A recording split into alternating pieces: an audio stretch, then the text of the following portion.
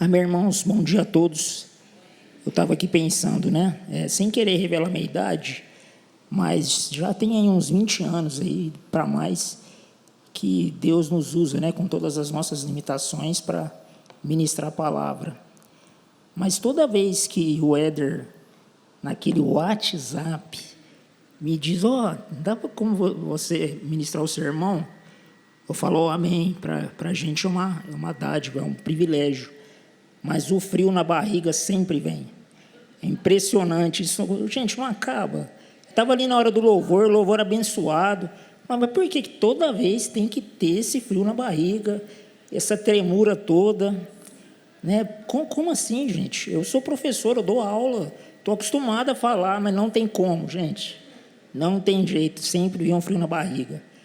Mas esse frio na barriga vem também por conta da responsabilidade de você ser um ministro do Evangelho, de você ser um ministro da palavra, principalmente nos dias de hoje, que se falam tanta asneira em nome de Deus, que se usa o nome de Deus, se usa a Bíblia de uma maneira totalmente manipulatória, a fim de benefícios, né, para o alcance de benefícios. Logicamente que chegará o tempo que a Bíblia diz o grande e terrível dia do Senhor, em que Deus julgará tudo isso.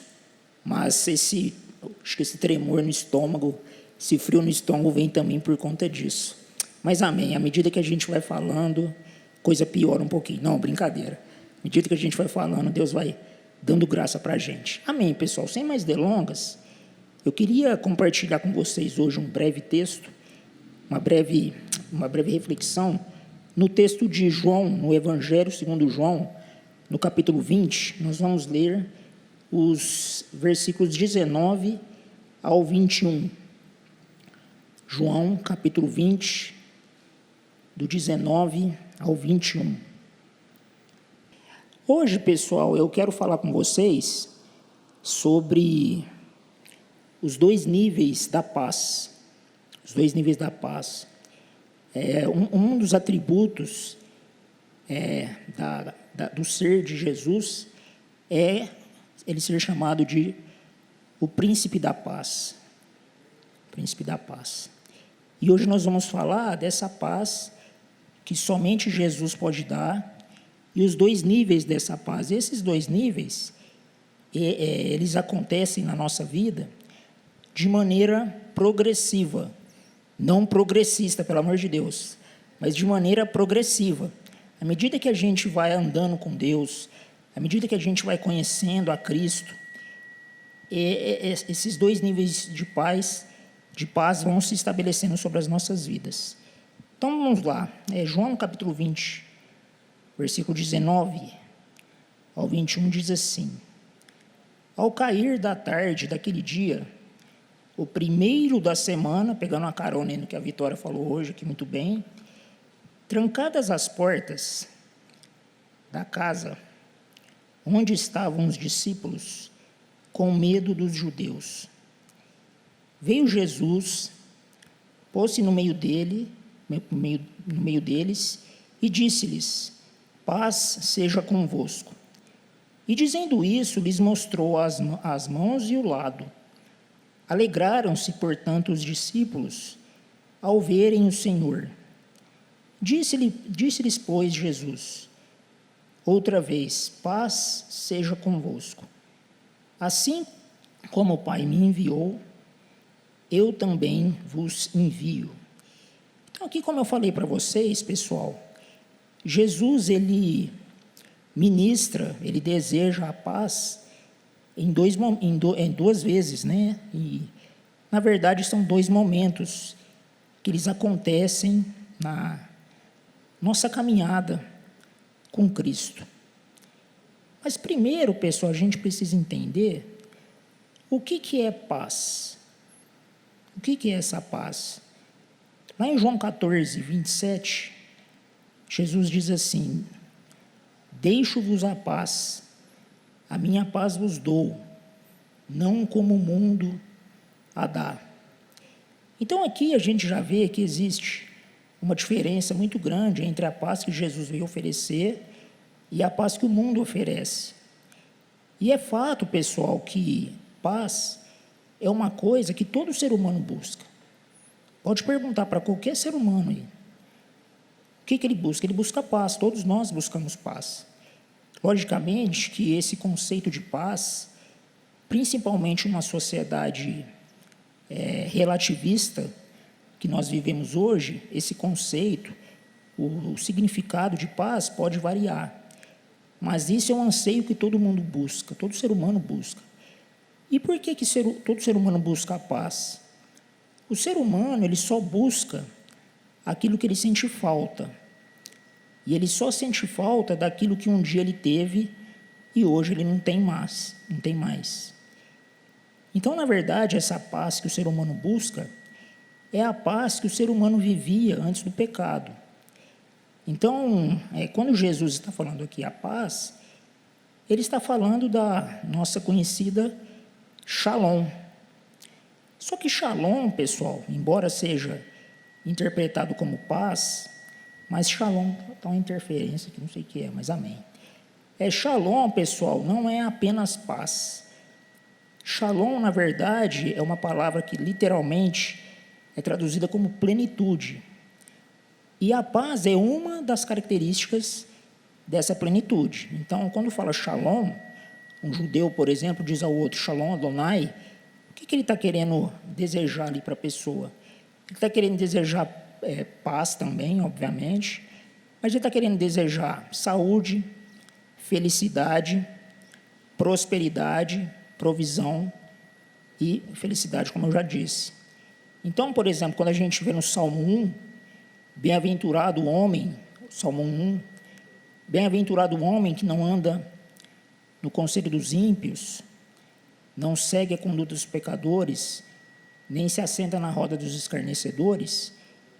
Aquela bem-aventurança ali, a palavra ali, no texto hebraico, ashrei, que vem de asher, e asher tem a sua derivação da raiz shalom. Então, essa bem-aventurança, na verdade, tem a ver com essa shalom, que é essa paz que Jesus está desejando aqui. Só que, como o próprio Jesus disse, há a paz que ele oferece e há a paz que o mundo oferece. E como eu disse no começo, muitas pessoas hoje, dizendo-se cristãs, elas vivem e oferecem uma paz que carrega o nome de Jesus, mas não tem nada a ver com a paz que Jesus veio oferecer, que é a paz que nós veremos hoje. Então, dito isso, o primeiro momento, o primeiro nível da paz que Jesus veio oferecer, da sua Shalom, tem a ver, pessoal, com um momento de medo. Se a gente for parar para pensar aqui no versículo 19, a circunstância em que Jesus desejou e manifestou essa paz foi num momento de medo, foi num momento de turbulência. Então, aqui a gente vê, ao cair da tarde daquele dia, o primeiro da semana, trancadas as portas da casa onde estavam os discípulos com medo dos judeus. Com medo dos judeus. Então, imagina que você está numa situação, uma situação de medo. Aqui, só para a gente contextualizar, que é importante, por que os discípulos eles estavam com medo dos judeus? Porque era um momento de intensa perseguição. Já haviam matado Jesus, e, na verdade, a morte de Jesus, é lógico que tem todo o plano da redenção, tem toda a questão da história providencial de Deus por trás disso, óbvio. Mas a gente tem que entender a morte de Jesus em todos os âmbitos que o envolvem. E aqui a gente tem que analisar que quando os judeus usam, de certa forma, da máquina do Império Romano para matar Jesus, é porque eles estavam querendo acabar com o movimento. E Jesus, embora ele não veio estabelecer uma nova religião, na verdade ele veio restaurar a verdadeira religião no sentido de se religar com Deus. Por isso que Jesus vai dizer: eu sou o caminho, a verdade e a vida. Ninguém vem ao Pai a não ser por mim. Eu não falo aqui de religião, um conjunto de dogmas, doutrinas, preceitos, liturgias, mas no sentido de religar um homem a Deus. E, obviamente, que o religar um homem a Deus passa por tudo isso, mas a questão ali é que Jesus ele veio fundar um movimento, de certa forma. Ele fundou um movimento. Ele começou uma nova escola. Quando Jesus ele chama os discípulos, na verdade, ali ele está começando uma escola rabínica. Ou seja, Jesus tinha os seus talmidim. Ou seja, Jesus tinha os seus alunos, Jesus tinha os seus discípulos. Ele era considerado, embora não tenha sido formado numa Beit Midrash, ou seja, numa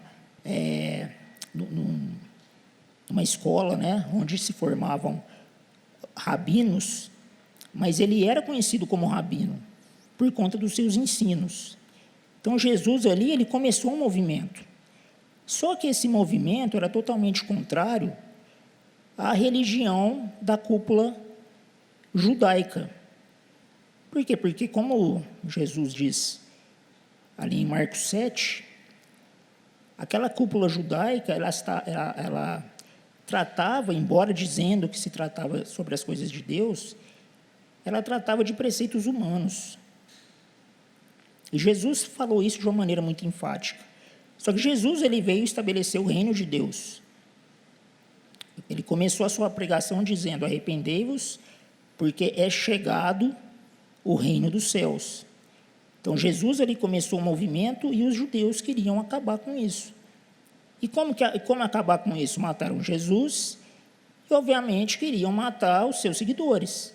Por isso que Pedro nega Jesus. Então, tem todo esse contexto que vocês sabem. E aí, em decorrência disso, a gente precisa entender o quê? Aqui a Bíblia fala de uma maneira muito clara que ali trancado, com as portas trancadas naquela casa, estavam quem? Estavam os discípulos. E aqui a gente tem que evocar a diferença que a Bíblia faz de uma maneira muito clara entre multidão e discípulo. E como o Éder disse aqui muito bem, e a gente tem conversado sobre isso, nós queremos, pessoal, isso é uma marca dessa igreja, nós queremos o quê? Que haja, sim, crescimento em todas as áreas, mas o crescimento, principalmente, na formação de discípulos, discípulos de Cristo. E aí a gente tem que entender, em primeiro lugar, obviamente, essa diferença, ou seja, existe a diferença entre multidão e discípulo. Multidão só segue a Jesus por aquilo que ele pode oferecer, e os discípulos seguem por aquilo que ele é. Ele é o rei, ele é o Messias. Ele é, de fato, o Filho de Deus, como Pedro, ali, cheio do Espírito, recebeu a revelação e declarou. Só que aí, pessoal, para que a gente seja um discípulo de Cristo, a gente precisa entender que, diferentemente do que tem sido pregado hoje, um discípulo de Jesus, ele é chamado, com perdão da palavra que vou falar num termo bem simples, ele é chamado a levar pau. Ou seja, ele é chamado a ter uma vida difícil, irmãos. O cristianismo é difícil. O cristianismo ele exige renúncia, ele não é esse evangelho dos ursinhos carinhosos que se prega por aí. Então, aqui os discípulos, eles estavam ali reunidos com medo. Por que o medo? Como eu disse, por conta da perseguição que eles estavam sofrendo. E quando nós vivemos o discipulado verdadeiro, isso significa viver o cristianismo, imitar a Jesus, ser discípulo de Jesus, ser um cristão. Ser cristão é ser um pequeno Cristo, ou seja, ser discípulo é imitar a Jesus. E Jesus, ele advertiu várias vezes, principalmente no Sermão da Montanha, que os discípulos, por serem discípulos de Cristo, serão perseguidos. O mundo os odiará. Jesus disse: olha, o mundo os odiará, assim como o mundo me odeia. Então, a gente precisa entender que viver o verdadeiro cristianismo implica, muitas vezes, em ser odiado pelo mundo, em ser perseguido. E os discípulos estavam vivendo isso. Por isso que eles estavam com medo. Agora, além disso, eu quero que vocês façam um exercício aqui breve Imagine que você esteja vivendo uma situação de medo. Não precisa ser uma perseguição, mas uma situação, por exemplo, de uma enfermidade que te acomete, ou uma situação de dificuldade econômica, uma dificuldade conjugal, uma dificuldade com o seu filho, enfim, qualquer tipo de dificuldade que gere medo. Eu vivo isso, né, constantemente. Eu confesso que eu sou uma pessoa bem medrosa. E essa palavra aqui, eu estou ministrando ela para a igreja porque ela tem falado muito comigo, Deus tem falado muito comigo. E quando a gente está numa situação de medo, uma situação de dificuldade, a gente busca ansiosamente e muitas vezes desesperadamente pela solução do problema. E aqui esses discípulos, eles estavam com medo, estavam aqui apavorados, por isso que as portas estavam trancadas. E aí Jesus chega para ele e diz: paz seja convosco. Imagina, irmão, você está ali numa situação em que você projeta a solução desse problema em uma pessoa, aí a pessoa chega e fala: não, ó, fica tranquila, fica na paz. Você, como assim na paz? Eu quero que você resolva o meu problema, tio. Como assim paz? Jesus, porque o que os discípulos queriam ali era se ver livre desse problema.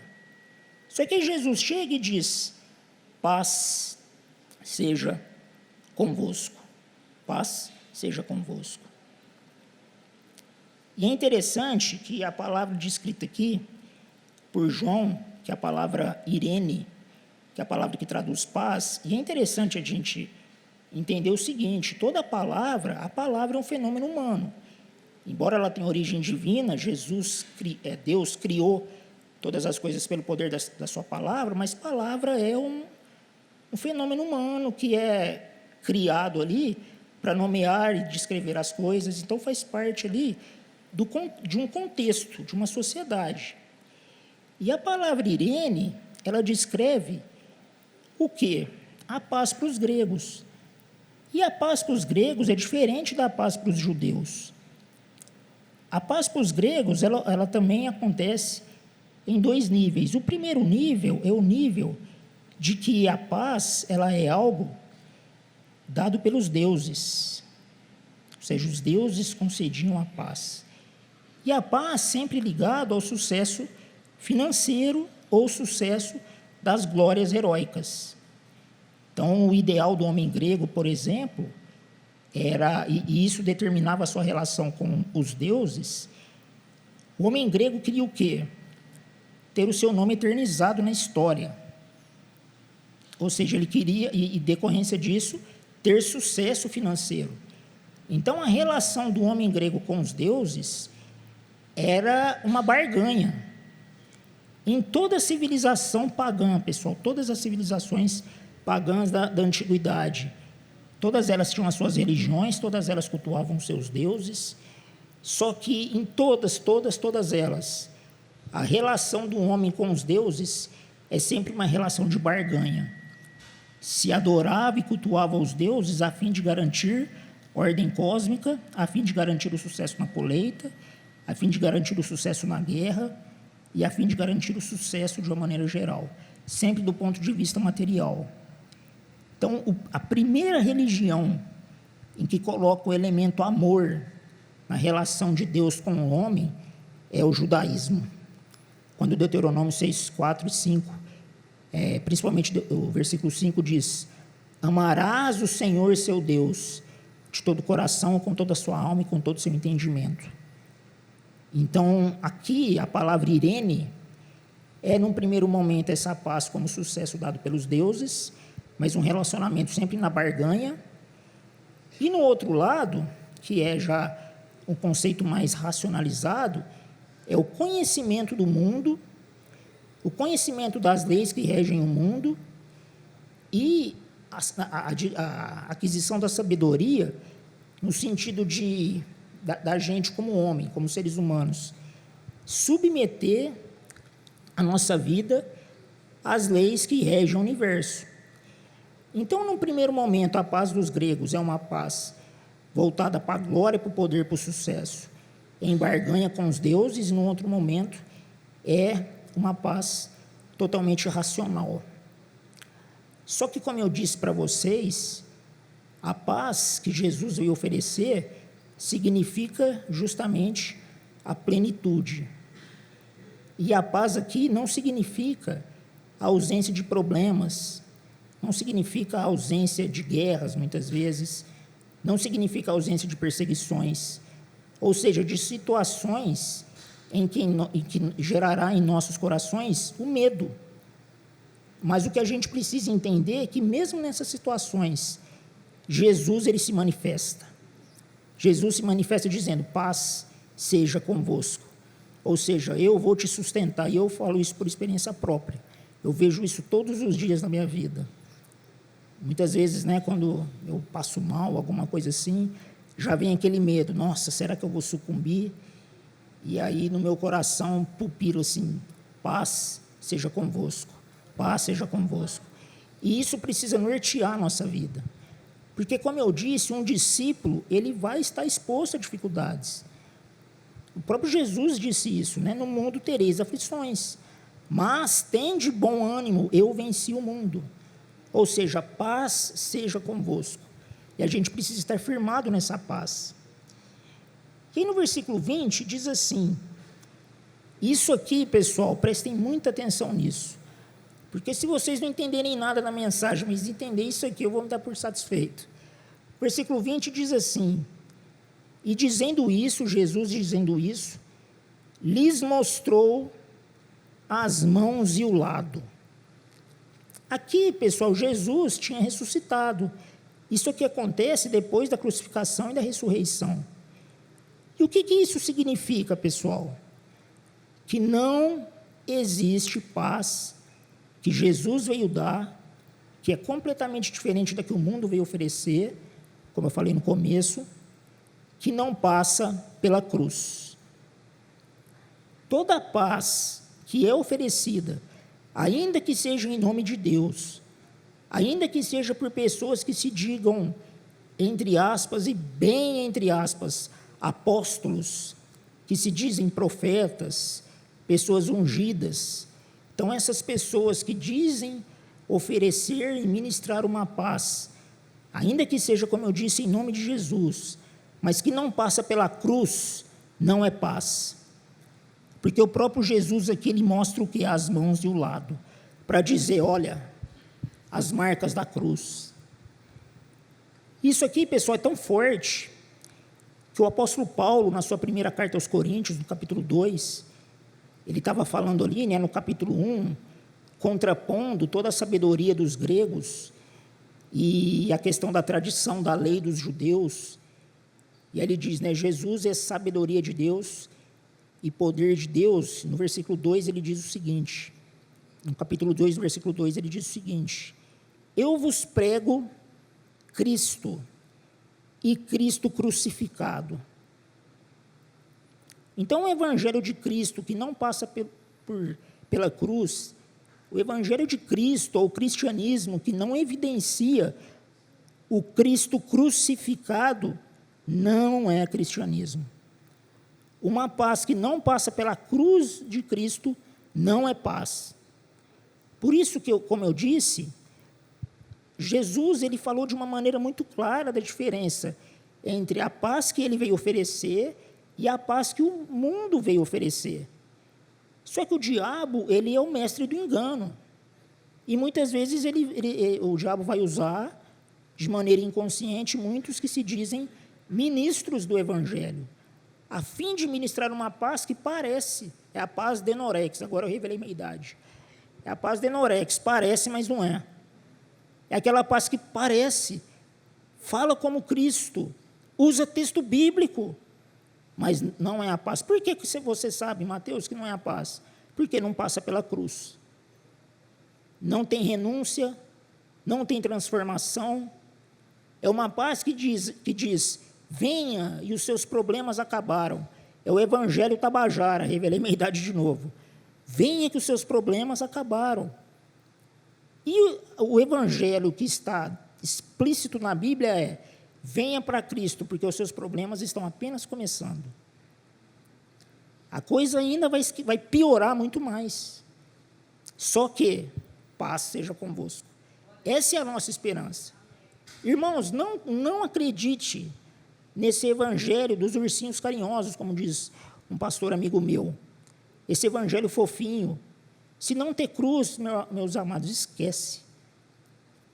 E o que é essa cruz? Logicamente que aqui a cruz não é também só sofrimento, não é só isso. Passa por isso também. Mas aqui Jesus está dizendo principalmente esse aspecto da vitória em Cristo. Passa por dificuldade? Passa, mas a vitória vem. Logicamente que a vitória não vem do jeito que a gente quer, a vitória não vem do jeito que, no tempo que nós queremos. Algumas pessoas, né, que convivem, não tão assim, próximos de mim, mas às vezes me vê e falam: Mateus, você deseja ser curado? Você deseja assim, voltar ao que você era antes, com 15, 16 anos, aquele vigor da juventude? Porque assim, cara, você é um cara, né, devoto, você é um cara que serve a Deus ali, e você não questiona Deus por Deus não te curar? Eu falei: irmãos, como é que é? Questionar Deus? Eu estou vivo pela bondade dEle. Com todas as minhas limitações, eu tenho uma família maravilhosa. Perfeita? Lógico que não, ninguém é perfeito. Mas eu tenho uma família maravilhosa, eu tenho amigos, eu tenho uma igreja que me recebe. Então, irmãos, como assim? Eu questionar se Deus não me cura? Por quê? Porque muitas pessoas, infelizmente, estão configurados ao fato de que Deus precisa fazer ou manifestar o poder dele exatamente da maneira que nós queremos. É aquilo que nós estávamos conversando, né, Theo? É o evangelho do eu determino. A gente tem que tomar muito cuidado com isso, pessoal. Porque uma coisa é nós determinarmos o que a Bíblia diz. Perfeito. E, logicamente, com o coração que conhece a soberania de Deus. Agora, quando eu digo eu determino e uso de uma linguagem profética para dizer que Deus tem que fazer exatamente da maneira que eu quero, isso é confissão positiva, isso é heresia, não pode. Por quê? Porque Deus, ele é soberano. A vitória dele vai se manifestar, sim, mas é do jeito que ele quer. Às vezes nós vamos orar pelos enfermos, os enfermos não vão ser curados no tempo e na maneira que nós queremos. Mas há sempre um agir de Deus. Fisicamente, eu não tenho diferença nenhuma. Mas, internamente, o que Deus já fez na minha vida e o que Deus tem feito, irmãos, isso é notório. O fato de eu estar aqui conversando com vocês ainda, aqui como diz minha esposa, né, com a Elvira do lado, com a minha amante, é milagre. Isso é milagre. Isso é o agir de Deus, isso é a vitória de Deus, é a vitória de Jesus se manifestando. E a vitória de Jesus tem se manifestado na sua vida, irmãos. Às vezes não da maneira que você quer, às vezes não no tempo, mas em todos os momentos. Deus é tão sábio, irmãos, tão sábio, tão sábio. Quando a gente estuda, por exemplo, as teodiceias, o que é a teodiceia? É a relação entre a existência de Deus e a existência do mal. E dentro da teologia cristã, existem 5 teodiceias. Lógico que eu não vou falar aqui para a gente ganhar tempo. Mas existe uma teodiceia, que ela é muito explícita na Bíblia, que é a chamada teodiceia pedagógica. O que é a teodiceia pedagógica? É quando Deus permite o mal a fim de nos ensinar algo. E o apóstolo Tiago, no capítulo 1, versículo 2, diz: tendes por motivo de grande alegria o passardes por provações, porque a provação produz perseverança. Ou seja, isso vai alimentar a nossa fé. Então, Jesus está dizendo: olha, vocês estão passando por medo porque vocês estão sendo perseguidos? Eu falei para vocês que a coisa ia ser assim. Eu já estou orientando vocês, desde o Sermão da Montanha. Mas paz seja convosco. Por quê? Qual que é a garantia dessa paz? As mãos e o lado. Ou seja, Jesus passou pela cruz e Jesus triunfou na cruz. Então, a cruz não é só sinal de renúncia, não é só sinal de que nós devemos submeter completamente a nossa vida à vontade, à soberana vontade de Deus, a boa, perfeita e agradável vontade de Deus, como o apóstolo Paulo fala ali em Romanos 12, 2. Mas é a questão também de que a vitória, irmãos, a vitória de Cristo, não importa o momento de dificuldade que nós estejamos passando, a vitória vai vir no tempo dele e do jeito dele. Isso é fé, irmãos. É quando nós submetemos todas as nossas expectativas, nós submetemos todas as nossas lógicas à lógica de Deus. Isso é culto racional. Amém? E aí, pessoal, lá no versículo 21, Jesus agora começa o quê? O outro nível da fé. Então, no primeiro nível, só para a gente ir caminhando aqui, qual que é o primeiro nível da fé? É a esperança. Ou seja, é a certeza, como diz ali em Hebreus 11:6, é a certeza de que, ainda que nós não estamos vendo a vitória de Cristo, a provisão de Cristo, de uma maneira mais prática, mas ela está acontecendo. E ela vai se manifestar de uma maneira plena no tempo de Deus. Então, é aquela coisa que nós, como discípulos de Cristo, nós passaremos por dificuldades, nós seremos perseguidos, o mundo nos odiará, mas nós estamos centrados e guardados pela paz de Deus, pela paz de Jesus. Então, irmãos, paz seja convosco. Essa declaração não é somente uma declaração clichê, mas é o decreto divino sobre as nossas vidas. Ou seja, é o decreto divino sobre um discípulo de Cristo. E aí, baseado nesse primeiro nível de fé, nós vamos para o segundo nível de fé. E lá no versículo 21 diz assim: disse-lhes, pois, Jesus outra vez, paz seja convosco. Assim como o Pai me enviou, eu também vos envio. Irmãos, Deus é um Deus de segundas intenções. Logicamente que essas segundas intenções, Deus ele é soberano, ele é bondoso. Aliás, Deus é bondoso, não como a bondade em Deus não é uma característica do seu ser. Ou seja, não é uma qualidade, mas é a essência dele. Deus ele é bom porque ele é o supremo bem, como diz Agostinho, ele é o bem supremo. Porque quando nós fazemos algo bom, nós como seres humanos, ainda que nós estejamos completamente depravados pela queda, o próprio Jesus lá em Mateus 7, ele diz, mesmo que vocês sendo maus, sabem dar boas dádivas aos filhos, quanto mais o vosso Pai Celeste não vos dará coisas boas. Então, o próprio Jesus reconhece que nós fazemos coisas boas, mas Jesus, ele sabe, e ele disse isso, que ainda que nós façamos coisas boas, nós somos essencialmente maus. Ou seja, vocês são maus, mas mesmo assim sabem dar boas dádivas aos filhos, ou seja, sabem fazer coisas boas, mas a bondade de Deus não, faz parte da sua essência. Só que nessa bondade existe o quê? A intencionalidade de Deus. Não no sentido enganatório, porque com Jesus os termos são claros. Aquele que quiser me seguir, você quer ser meu discípulo? Negue-se a si mesmo, tome cada um a tua cruz e siga-me. Ou seja, com Jesus não tem letrinha pequena no final do contrato. A coisa é explícita, mas ela existe. Ou seja, existe uma intencionalidade. Então, toda essa paz que Jesus não apenas nos promete, mas que se manifesta no momento de dificuldade, seja ele qual for, ele tem uma intenção. E hoje, o mal da igreja é justamente querer ficar só no primeiro nível da paz. Só quer ficar naquela paz que se manifesta nos momentos de dificuldade. Mas Jesus, ele diz aqui, olha, paz seja convosco, beleza.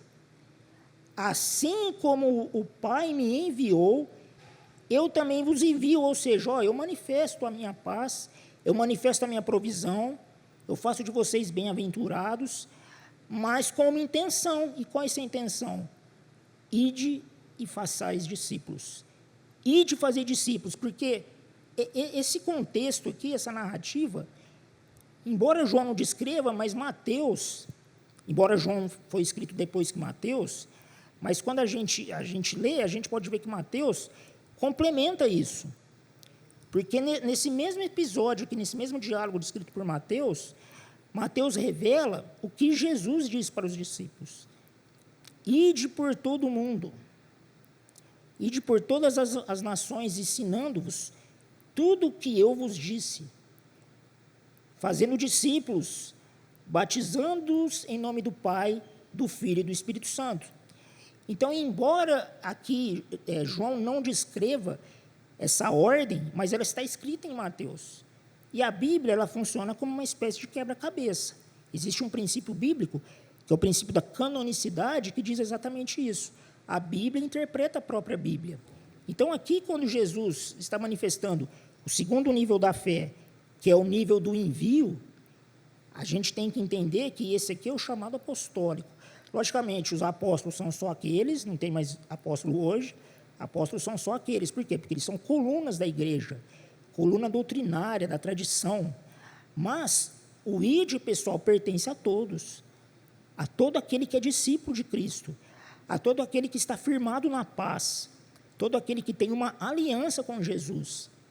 Então, a manifestação dessa paz implica no chamado para fazer discípulos. Só que, como eu disse, infelizmente, e eu me coloco nisso, nós temos a tendência de apenas ficar estagnados no primeiro nível da fé. E aí, como o Éder disse muito bem, e a liderança da igreja tem orado nisso, né, não só para a igreja, mas para as nossas vidas, em todos os contextos, né, porque, como eu tenho dito aqui nas oportunidades que eu tenho, o cristianismo ele é integral. O senhorio de Jesus, ele abarca todas as áreas da nossa vida. Então, em todos os momentos, nós precisamos viver como discípulos de Cristo, e aí que está o desafio, porque, irmãos, ser como Jesus é difícil, difícil. Quando você está naquele conflito com a sua esposa, e aí dá vontade de você xingar até a 5ª geração, e aí você tem que dar aquela, né? Nossa. Ou seja, em todas as situações, nós temos a tendência de agir pela nossa carne. Mas aí, né, teve até um livro em cima disso, que depois, infelizmente, essa frase ficou banalizada, né, até que, por fim, esqueceram dela. Mas na virada ali, né, do século XX para o século XXI, final dos anos 90, ali, começo dos anos 2000, teve um livro que ficou muito famoso, né, muita gente leu, eu li, chama Em Seus Passos, o que faria Jesus? E aí, né, tem muito cristão marqueteiro, né, que não perde oportunidade. E aí fizeram, né, o que Jesus faria, né? Aí as letras OQJF. E aí estamparam camisa, fizeram pulseirinha, fizeram chaveiro, né? OQJF, o que Jesus faria? No sentido de ter um lembrete, olha, naquela situação, o que Jesus faria? É algo válido a gente lembrar disso. Olha, nessa situação específica, o que Jesus faria? É uma coisa muito difícil, irmãos, a gente viver como cristão. É muito difícil, eu falo por mim. Mas o nosso chamado é esse. Então, mas não é só viver como discípulo, mas sim também fazer discípulos. Como eu disse lá no texto de Mateus 20, 26 a 28, a gente tem que entender que o nosso chamado é aprender de Jesus, porque só pode ensinar aquilo que a gente sabe. Então, se Jesus disse para a gente ensinar tudo aquilo que ele disse e batizar discípulos em nome do Pai, do Filho e do Espírito Santo, a gente precisa o quê? Aprender. Então, graças a Deus, essa é uma igreja voltada ao ensino, mas que em nome de Jesus a gente se intensifique ainda mais. Porque, na verdade, o ensino aqui que Jesus está dizendo, a erudição que a Bíblia nos ordena, é uma erudição que gera uma devoção. Ou seja, eu preciso conhecer a vontade de Deus a fim de obedecê-la. Porque não tem como eu obedecer a Deus se eu não conheço a sua vontade. Só que a vontade de Deus passa pelo ser de Deus. É muito interessante, por exemplo, quando em Êxodo 20, quando Deus vai revelar para o povo, através de Moisés, os 10 mandamentos, como que ele começa essa narrativa? Deus começa, antes de falar das leis, Deus fala dele. Então, antes das leis, Deus diz assim para Moisés: eu sou o Deus que vos tirei do Egito. Então, a lei de Deus fala do ser de Deus. Então, esse ensino de fazer discípulos passa pelo aprendizado, mas esse aprendizado passa pelo relacionamento com Deus. Então, o ensino que a gente tem que ter, o ensino bíblico, não é mera letra, mas é um ensino que tem que gerar no nosso coração o desejo de conhecer ainda mais de Deus, ainda mais desse Jesus. Por quê? Porque antes de eu fazer discípulos, eu preciso ser um discípulo dele. E para que eu possa ser um discípulo de Jesus, eu preciso estar firmado nessa paz. Então, irmãos, esse relógio corre muito toda vez que eu prego, é impressionante. Mas eu tinha mais algumas coisas para falar, mas eu queria deixar essa mensagem. Ou seja, a gente entendeu o primeiro nível da paz, mas o primeiro nível da paz é só um trampolim. A gente não pode ficar estacionado somente nesse primeiro nível. A gente não pode ficar estacionado só contemplando as bem-aventuranças, toda a obra de Deus. Isso é válido, sim, isso faz parte, mas a gente precisa almejar o outro nível da paz, que é a questão do envio. Então, Jesus está dizendo: eu vos envio. Vocês vão ter dificuldades? Vão. Mas Jesus diz: eu estou na retaguarda. Lá no Mateus 20, versículo 29, Jesus diz assim, depois que ele disse, de todo o mandato de ensinar, de discipular, de batizar, ele diz: eis que estarei convosco todos os dias até a consumação dos séculos. Então, irmãos, Jesus estará conosco, mas a gente precisa, firmado nele, na graça dele, partir para esse segundo nível da paz, que é o de viver como discípulos, a fim de fazer discípulos. Amém? Amém. Então é isso. Vamos ficar de pé.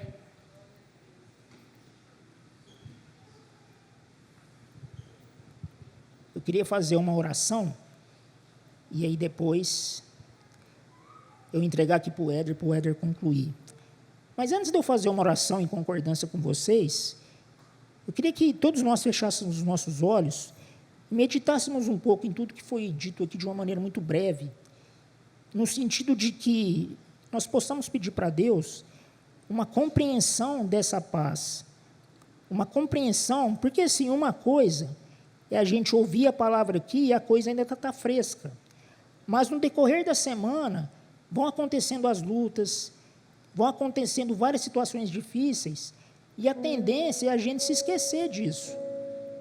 Então, que Deus a gente possa pedir ajuda do Espírito Santo, para que tudo isso que foi pregado possa cair no nosso coração, a fim de que a gente possa lembrar, que o Espírito possa lembrar-nos de que naquele momento que nós estamos vivendo uma situação difícil, a gente possa se lembrar de que Jesus está ao nosso lado, dizendo: paz seja convosco. O próprio Jesus, lá em João 14, 26, quando ele está falando do ministério do Espírito Santo, ele diz, que virá o Consolador, vos ajudará, vos ensinará e vos fará lembrar de todas as coisas que vos tenho dito. Então, que essa palavra possa se manifestar em toda a sua graça a nós. Amém. Senhor Jesus, eu te agradeço, Deus, por mais um milagre, Deus, que se manifesta na minha vida, por mais um milagre que se manifesta na vida de todos os que estão aqui. Senhor amado, obrigado, Deus, pela tua obra na cruz. Obrigado, Deus, porque o Senhor cumpriu a plenitude, Deus, do propósito, da obra da redenção. O Senhor foi obediente até o fim por amor a nós, mesmo ainda sendo pecadores, ao ponto de dizer: está consumado. Senhor, consuma a boa obra do Senhor nas nossas vidas. Deus, que nós possamos nos lembrar dessa paz, não apenas numa questão racional, Deus, mas que nós possamos manifestar essa paz, crer que embora passemos por dificuldades, por tribulações, o Senhor manifesta a sua paz. E firmado nela, que nós possamos ir, fazer discípulos, aprender de Ti a fim de ensinar, batizar e manifestar o reino do Senhor. Em nome de Jesus. Amém. Queria chamar o Bispo Éder para ele encerrar. Aleluia. Glória a Deus. Amém. Já vou encerrar. De terça-feira nós temos reunião de oração aqui na igreja. Começa às 7 horas e vai até, no máximo, 8 horas. Reunião de intercessão. Dentro de todas essas mudanças para melhor, mudança na estrutura física e também nos trabalhos, a terça-feira nós decidimos que vai ser uma terça-feira de oração e de jejum. O que eu quero dizer com isso? Você, lógico, é livre para jejuar quando você quer e da maneira como você quer. Mas eu quero canalizar, se você já tem a prática de jejuar uma vez por semana, ou algo assim, que você separe a terça-feira para isso. Porque nós vamos juntar o jejum e a oração.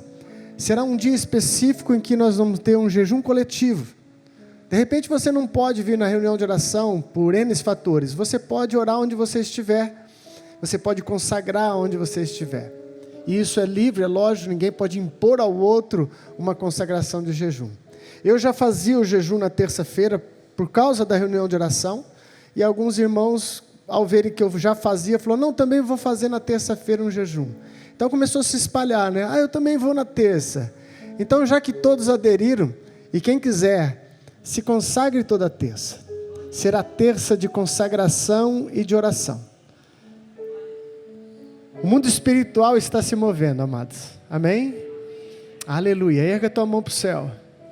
Pai, graças te damos, Senhor, pela obra que o Senhor tem feito na vida do professor Mateus, dando a ele graça, sabedoria, força para prosseguir, Pai.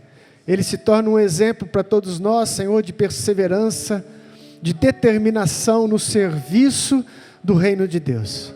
Que a tua graça, que a tua paz que foi ministrada aqui hoje, Pai, esteja em cada lar, em cada vida, Pai, em o nome de Jesus Cristo. Amém. Deus abençoe a sua vida. Bom domingo, meu querido. Amém?